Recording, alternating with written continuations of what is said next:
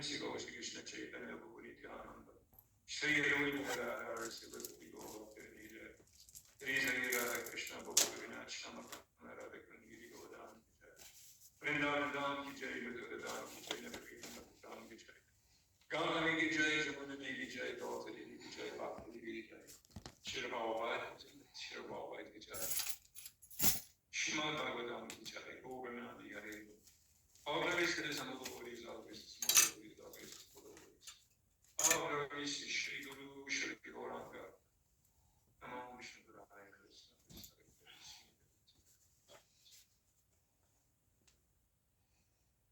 Om Namo Bhagavate Vasudevaya. Om Namo Bhagavate Vasudevaya. Om Namo Bhagavate Vasudevaya. Srimad Bhagavatam, Canto 10, Chapter 3, Text number 22.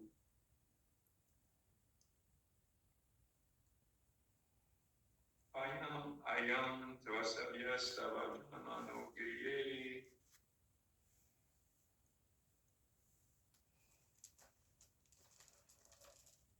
Shurva Rajam Nyavadev Shurishvara.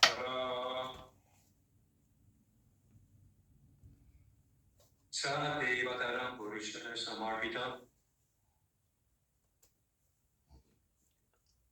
Shurva Runaiva Visharati Adu Uda Yuda.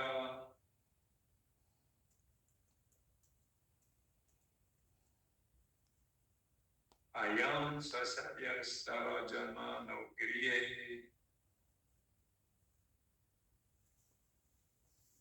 Shurvagrajam Nyavadet Sureshwara.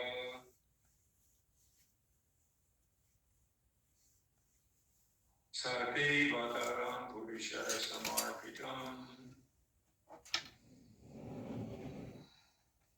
Shurva Dunai Vishadati Uda Yuda.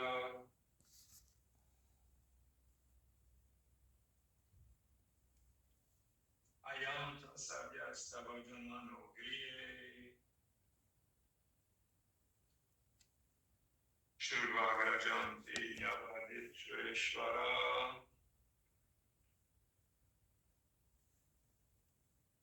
Sati Vataram Purusha Samarpitam.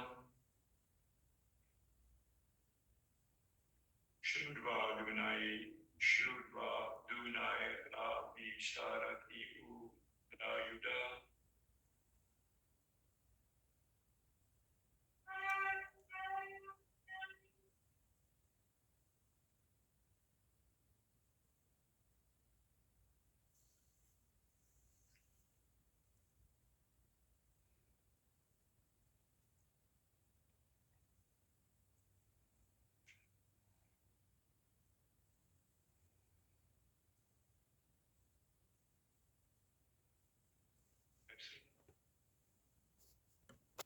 To Asarya, who is not civilized at all. Asura means uncivilized, Asura means civilized. Tava, of your lordship. Jana, the bird. Now, our Griye, into the home. Shurva, after hearing. Agarajante, all the brothers born before you. Nyavadit, till Shura Ishvara, O Lord of the Suras, the civilized persons. Sa, he, that uncivilized concept. Te, your avataram, appearance, Purushai, by his lieutenants, Samarpitam, being informed of Shurva after hearing Arjuna, now, Eva, indeed, Abisharaki, will come immediately. Uda Yuda, would raise weapons, considered or worship all. O my Lord, Lord of the demigods, after hearing the prophecy that you would take birth in our home and kill him, this uncivilized counselor killed so many of your elder brothers. As soon as he hears it from his lieutenants that you have appeared, he will immediately come with weapons to kill you. You repeat after me. O my Lord, Lord of the demigods, after hearing the prophecy that you would take birth in our home and kill him, his uncivilized counselor killed so many of your elder brothers. As soon as he hears from his lieutenants that you have appeared, he would immediately come with weapons to kill you. Kamsa, as here we describe as Asabia, meaning uncivilized or most heinous, because he killed the many children of his sister. When he heard the prophecy that he would be killed by her eighth son, this uncivilized man, Kamsa, was immediately ready to kill his innocent sister on the occasion of her marriage. An uncivilized man can do anything for the satisfaction of his senses. He can kill children, he can kill cows, he can kill brahmanas, he can kill old men. There is no mercy for anyone. According to Levitic civilization, cows, women, children, old men, and brahmanas should be excused if they are at fault. But as sure as uncivilized men do not care about that, at the present moment, the killing of cows and the killing of children is going on unrestrictedly. And therefore, this civilization is not at all human. And those who are conducting this condensed civilization are uncivilized asuras. Such uncivilized men are not in favor of the Krishna consciousness movement as public officers. They declare without hesitation that chanting the Hare Krishna movement is a nuisance. Although Bhagavad Gita clearly says, Sarvatam Kyatayanto Mam Yatantascha Vidarvata. According to this verse, it is the duty of the Mahatmas to chant the Hare Krishna mantra and try to spread it all over the world to the best of their ability. Unfortunately, society is in such an uncivilized state that there are so-called Mahatmas who are prepared to kill cows and children and stop the Hare Krishna movement. Such uncivilized activities were actually demonstrated in the position of the Hare Krishna movement Bombay Center, Hare Krishna land. As Kamsa was not expected to kill the beautiful child of Devaki and Vasudeva, the uncivilized society, although unhappy about the advancement of the Krishna consciousness movement, cannot be expected to stop it. Yet it must face many difficulties in many different ways. Although Krishna cannot be killed, Vasudeva, as the father of Krishna, was trembling because in affliction he thought that Krishna would immediately come and kill his son. Similarly, out of the Krishna consciousness movement and Krishna are not different, and no asuras can check it. We're afraid that at any moment the asuras can stop this movement in any part of the world. I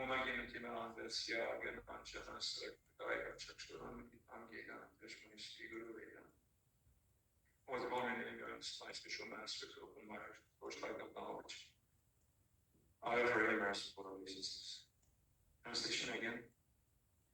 O my Lord, Lord of the demigods, after hearing the prophecy that it would take birth in our home and kill them, his uncivilized Kamsa killed so many of the elder brothers. As soon as he hears from his lieutenants that he have appeared, he will immediately come with weapons to kill you. The Prabhupada, as a little side note, he mentions that in Bombay they wanted to do that. The official, they received complaints from the neighbors that Hare Krishna chanting was disturbing them. And I think they wanted to take action for the devotees not to chant. That's what it's referred to in this chapter. So we hear about this demon, Kamsa, very abominable. And Prabhupada explain also that it's similarly in today, controlling the world and being president of different countries, and they push everybody where there was degradation. So I'm going to throw a little perspective on Bhagavatam itself. It's good to do that because this is the 10th canto. Most of them started the Bhagavatam.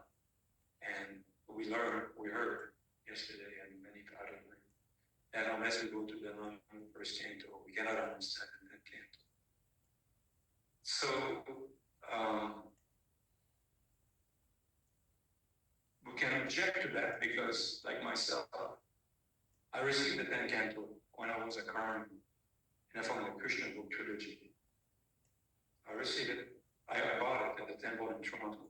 I met devotees in Hamilton, was working, and in the morning, I was finishing my night shift, I met devotees on the street. I thought, well, let me meet them. And they gave me a BDG and King of Knowledge, Beyond Birth and Death. I read this magazine, I was attracted because I was already performing some kind of yoga, and I knew a little bit about and samadhi, these words, and I was attracted by what they were presenting. Then I went to the Toronto Temple and I wanted to buy more books. And so the devotee there opened up the door, it was Eddie Diaghilev. And I told him, I came here to buy books. Okay, come on. And he showed me the temple and gave me some Mahaprasad. And he sold me a Krishna trilogy and hardbound Bhagavad Gita. So I went home and I read the Krishna trilogy. And I found it very enlightening because when I was a young kid, I was devoted to Jesus Christ, but I lost it when I went to high school because science came in, scientific presentation of the world. They were saying the Big Bang Theory. The Big Bang, what about God? Not the good created the world, not the Big Bang. But they didn't want to talk about God anymore. So after 5 or 6 years being indoctrinated by science, it became doubtful of God's existence. And I didn't follow any more Christianity. So, but then when I read the Krishna book, I thought, oh, Krishna, Bhagavan, person who has unlimited riches, unlimited beauty, unlimited knowledge, unlimited fame, unlimited renunciation, unlimited strength. Well, that's God. And I found God again. So I was happy that now there is a God, this Krishna. It says in his books. So I became attracted by hearing Krishna's pastime, which you're not supposed to be attracted because you didn't hear in the first 9 cantos. But reading the 10th canto, Prabhupada in the 10th canto, because the Krishna Supreme Personality book is a summary study of the 10th canto. So he puts in there philosophy that are in the other 9th canto. So you hear the 9th canto, you hear the other 9th canto partially by reading the Krishna trilogy. So it provokes initial attraction in me. And then I join reading Bhagavad Gita also. Krishna says in Bhagavad Gita, Sarvaman Pracha Jaman Kamsara Raja Antram Sarvabhavi Moksa Yashani Masuja. Just renew to me, I've been already to religion, I shall seek reaction. Do not fear. That struck me also. Do not fear, I shall protect you.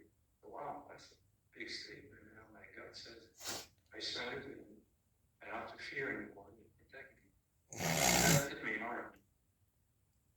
So I joined the temple. I got into the temple. And devotees engaged me in devotional service. I became a devotee. Took me a long time to shave up, about 2 months. Took me some time to wear a dhoti, gave me like a month to wear a dhoti, a fine, or a dhoti. I shaved up. So later down the line, although the initial attraction is there, you're going to meet your obstacle, you're going to meet your antagonist.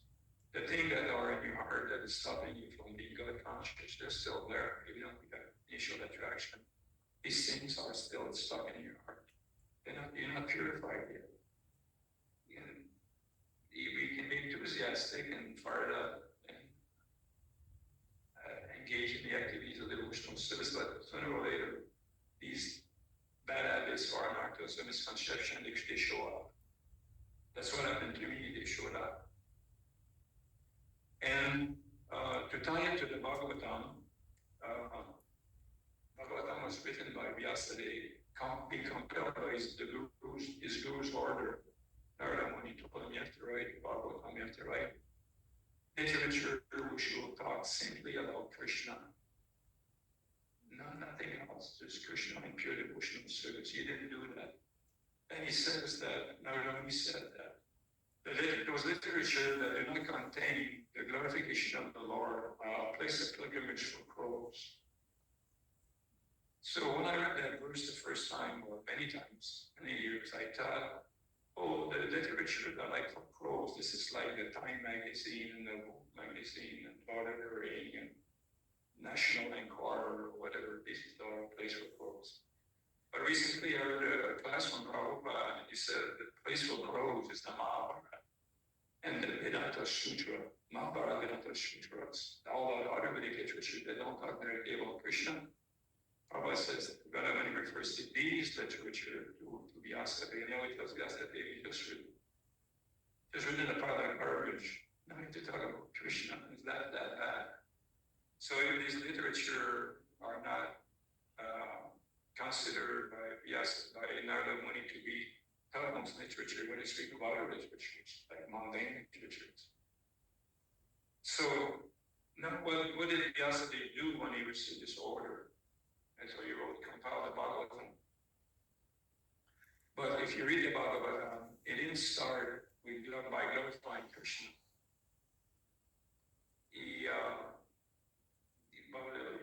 You write something about Krishna, the glorified Krishna, but the glorification of Krishna comes later in the 10th canto. First, he started to talk about the Vishnus, Gaudachari Vishnu, Karanachari Vishnu, Brahma, creation, then the universal form, all the trees are Krishna's air, and the mountains are his bone, the water is his semen.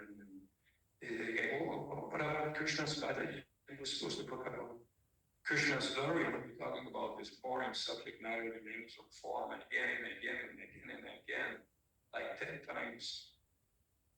So the reason is that people won't understand the 10th canto unless they understand the different obstacles that prevent them understand Krishna as he is. It's different obstacles. And the Bhagavatam will describe these obstacles systematically. So there's many topics in the Bhagavatam, but they address the obstacle that prevent us from understanding Krishna as he is. Give you an example. Well, the first obstacle is atheism. That the world doesn't belong to anybody except us. There's no creator. Therefore, if there's no creator, we can take advantage of it. We can exploit it. If there is a creator and it belongs to him, we cannot freely exploit it because it belongs to somebody else. So first people eliminate God from the picture, then they can enjoy the senses fully without remorse. So we come from that civilization, we come this mentality that we're weak in him. Be greedy, enjoy our senses, this body is mine or is myself, and the senses are there to enjoy sense objects. And we become very attached to this conception of life that I'm the enjoyer. I'm here to enjoy and get out of the way. I'm going to go forward. If you have an obstacle, I'm going to push you aside. So that's like Kamsaka. He's a demon. He's ready to do anything for his sense gratification. He doesn't care for anybody. So the Bhagavatam first established that by describing the creation, which is the first subject of the Bhagavatam, it puts the link between Krishna and his creation through the description of the the Vishnu avatars, Karadakshai Vishnu, then Flamingtongs, Sivadakshai Vishnu, Kapodakshai Vishnu.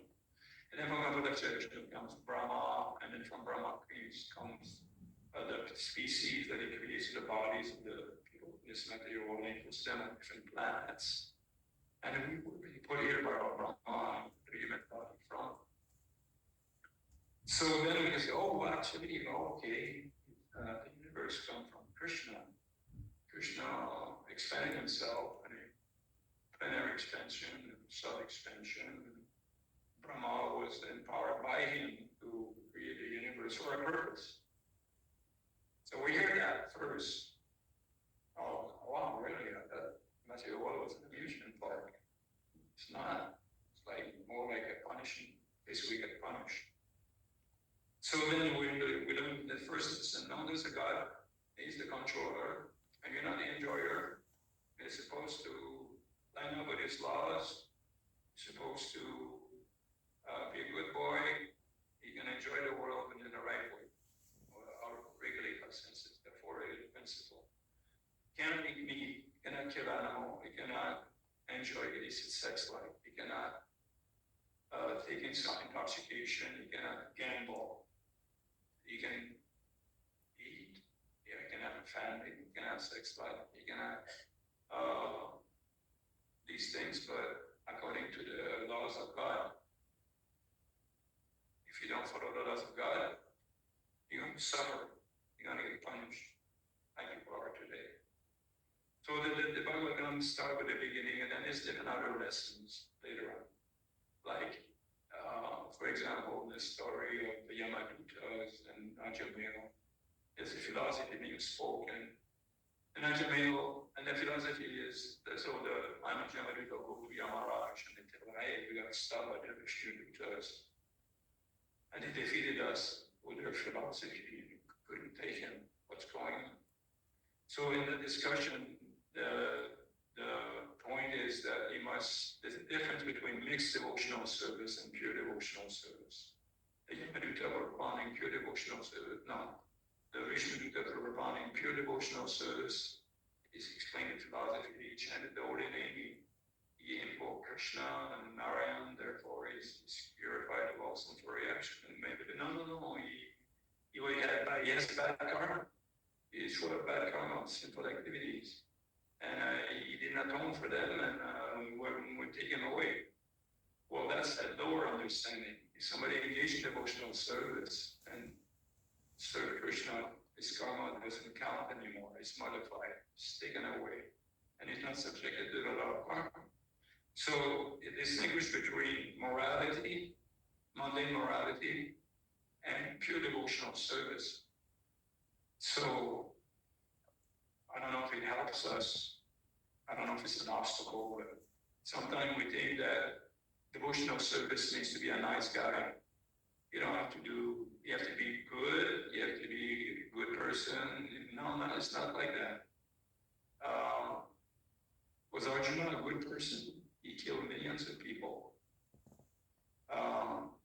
Sometimes some acharyas, they were using their disciples who had like Ramanuja Acharya, I think. He had 4 disciples. One was a thief. One he had mystic powers, he could walk on the water. And the other one had other material negative qualities. But he used his disciple to steal riches from the rich people to build a temple for Krishna. So if we think that being a good boy all the time is the right path, it's not true. It's being Krishna conscious. Do what Krishna wants. Like on the battle of Kurukshetra, Krishna cheated many people. Like when he wanted to kill Dronacharya, he told you this year, you tell this lie. You have to tell Dronacharya that his son Ashwatthama is dead. He got killed. Because unless his son is dead, he won't give up the fight. And if he doesn't give up the fight, we lose the battle. He's too powerful. That's how we can get rid of him. And Yudhishthira was a moralist. He said, no, I can't do that. I never told a lie in my life. I cannot be lying to anybody. But he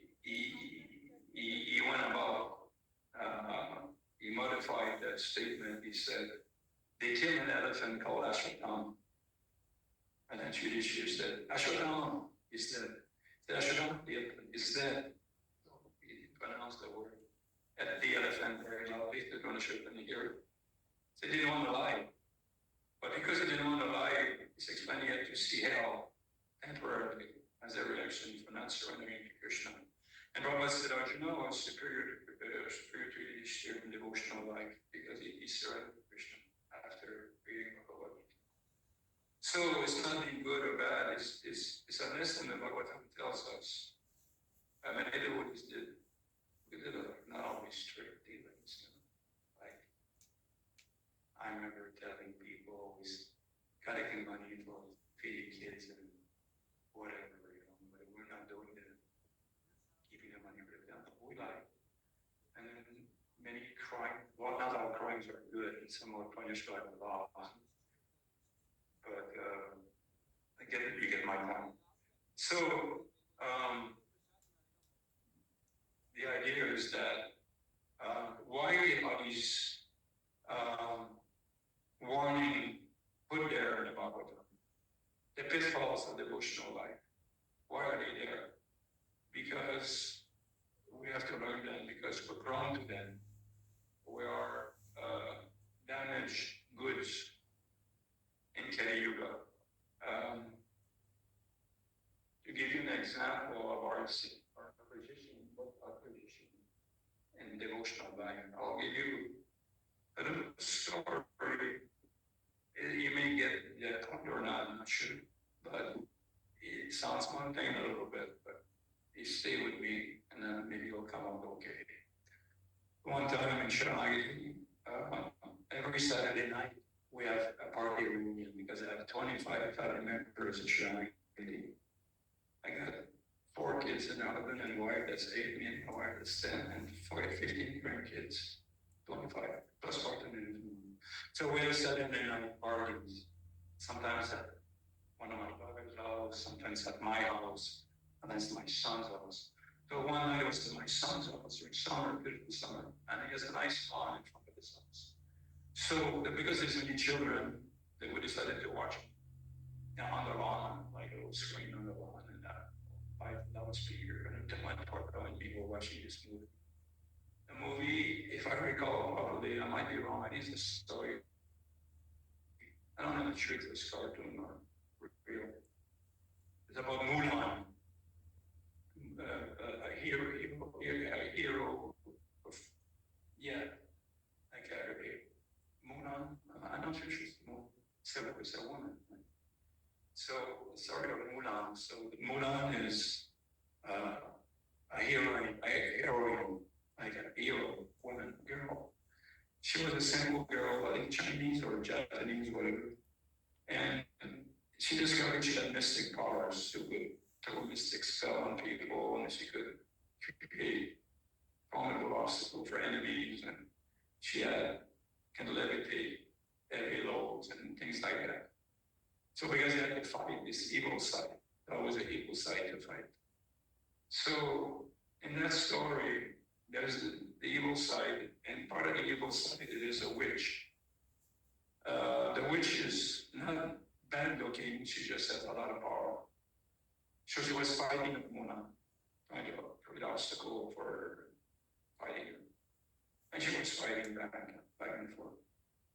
So the story progresses. The witch at one time asked Mulan to join her side.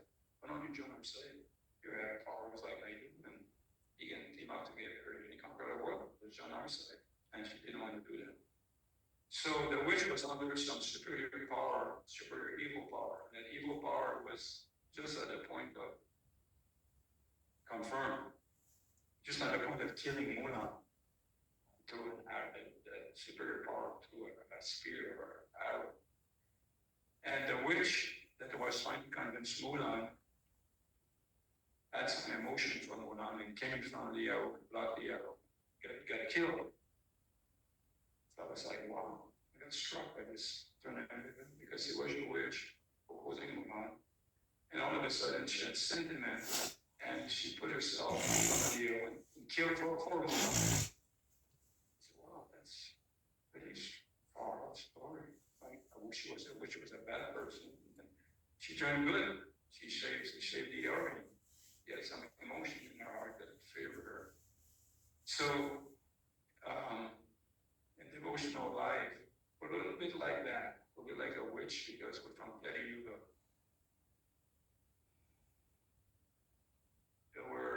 We're from Kali Yuga. We're damaged good. We're many lives of sinful activities, and we come in this life with carry baggage. That's why we do it. But somehow we became attracted by the strength of Prabhupada's preaching, who became attracted to serve Krishna. Although we're not really meant to serve Krishna in the Western world, we're meant to engage in sense gratification. But Prabhupada says to Prabhupada Acharya that he attracted people from the demoniac family out of their lineup conduct. He brought them into devotional service. So, Prabhupada said that you were demons, and I converted you to devotional life, but don't be careful that you come back a demon even if you're not careful. So this is kind of our situation. That's why we have so many anarthas, bad habits, and sometimes we're not very devotionally inclined, or we're motivated, or we're envious, or lusty, or angry, or so many things come in our lives that create ripples in our devotional life. So the Bhagavatam, taking this into consideration, Vyasadeva is a learned sages, very advanced spiritually. You could see people won't be able to take devotional life very easily. You have to teach them in a gentle manner. I cannot jump to the highest topic because they won't understand, they won't be ready for that. But you coach them gently, so he goes in a gentle way. The stories of the Bhagavatam are gentle. Like Dhruva Maharaj was motivated materially to get material desires. That story is put in there because we all have material desires. But if we serve Krishna, they get purified.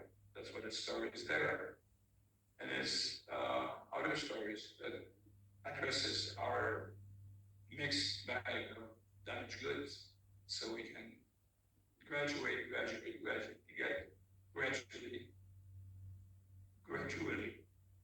we can come to a more purified state, and we can serve Krishna better, have a better understanding of Krishna's qualities, so on and so forth, so we can more advance. So sometimes we're scratching our heads. How can I make more advancement? It seems like I'm always at the same spot. Well, it's not so easy. You have to learn the lesson of the Bhagavatam and realize. So it's like not so easy. We cannot give ourselves. We have created because we're trying to surrender. This very good, but as far as the rest is concerned, we can expect a life of obstacles for two reasons. Because we were sinful in our past life, and then if the Guru is supposed to take these reactions at the time of initiation, okay, maybe he did that, or maybe it's a gradual process, or because we're not willing to serve Krishna freely, voluntarily, Krishna kicks us in the back, kicks it here, but he, like Lord Chaitanya in Sisastakam, he says, even if he knows, and even if you handle me roughly, you embrace. Or makes me broken by not being present before me. You're completely free to do anything and everything. We always worship Allah unconditionally. Why did you say that? But even if you crush it by your embrace, when you get crushed, it's not a pleasant feeling, right? So sometimes Krishna will crush us. He will, like for example, Sharanagati was devastated by a forest fire. We think, well, why did Krishna do that? The preaching was going on nicely, with all the devotees, and it's a nice place. Now it's like room. Why did he do that? Well, sometimes he embraces us. Crushes us by his embrace. We never find a reason why he did it, but it's the hidden reason that only he knows, and that they're favorable reasons. He's not against us. He did it for a purpose of his own, that he understands himself. We may not be able to understand why, but we have to accept. We have to accept. We have to have faith. Krishna is my well-wisher. Krishna is my friend, Krishna loves me, whatever he does, it's for my own good, even if it's painful. But the Bhagavatam is the book that was elaborated by Vyasadeva for preparing us for Krishna consciousness, preparing us to accept Krishna as he is. So again, I'm talking until fine, but we can stop here maybe. If you have any questions or comments?